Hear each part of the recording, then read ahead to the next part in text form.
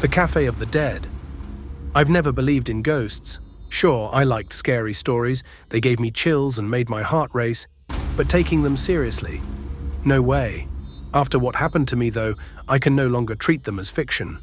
There's an old cafe in our town, abandoned, crumbling, yet strangely untouched by time. It stands on the corner with a cracked sign and windows covered in some strange film, as if no one has stepped inside for decades. But everyone who's lived here long enough knows the stories. They say that at midnight, the dead come to dine. When I first heard it, I laughed. My friends told tales of figures sitting inside, muffled conversations, the clinking of cups. But whenever someone tried to look through the windows, nothing. Empty. Just tricks of the light, I thought. Still, the question lingered. Why hadn't anyone torn it down? Why hadn't anyone turned it into something else? I had to see for myself. The night was cold. I waited across the street until the clock struck 12. Then, with my camera in hand, I stepped toward the cafe. The lights were on. Through the grimy glass, I saw silhouettes. People sat at tables, sipping coffee, engaged in quiet conversations. But their faces were blurred, indistinct. I took another step. The door creaked open as if inviting me inside. I should have run. I should have turned around and never come back. But I crossed the threshold. The scent of stale coffee and decay hit me. Inside, it looked like something out of an old movie. Wooden tables, cracked leather seats, dim lamps casting a sickly glow.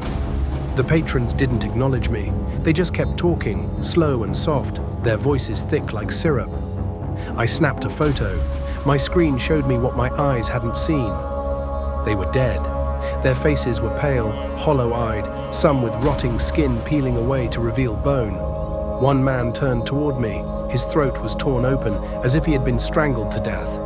I froze. My phone slipped from my hands when I heard a whisper behind me. "You're late." I turned. A woman in a faded dress stood there. Her eyes were empty, her lips cracked. She stared at me. "We've been waiting," she said. I bolted for the door. It was open, but as I tried to run, something held me back. Cold hands clamped onto my shoulders.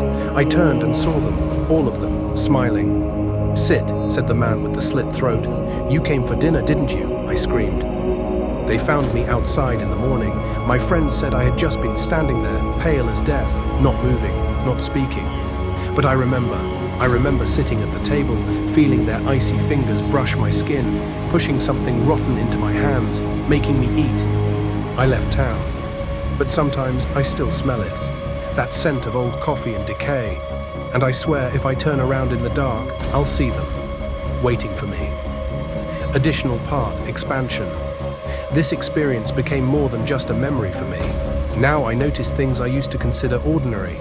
For instance, sometimes I hear sounds in my apartment, soft footsteps or the rustle of fabric, even though I know I'm alone. The feeling of being watched is impossible to ignore. Sometimes I wake up in the middle of the night sensing someone standing beside my bed, their breath cold and heavy. I started recording my dreams.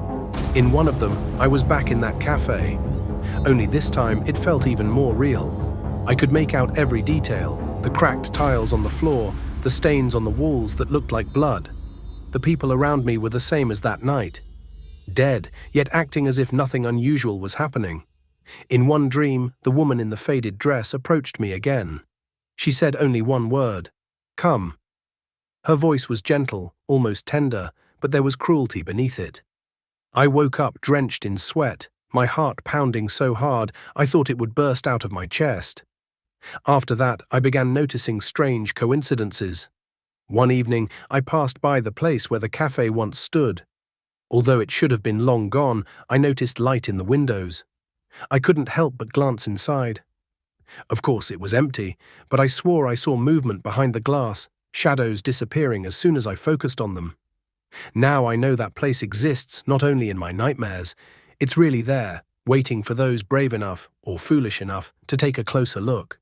And those who enter, they don't leave unchanged. At least not the way they came in. Sometimes I think they might come back for me, that they'll never leave me alone. And every time I hear a sound or feel a cold breeze, I wonder, is it them?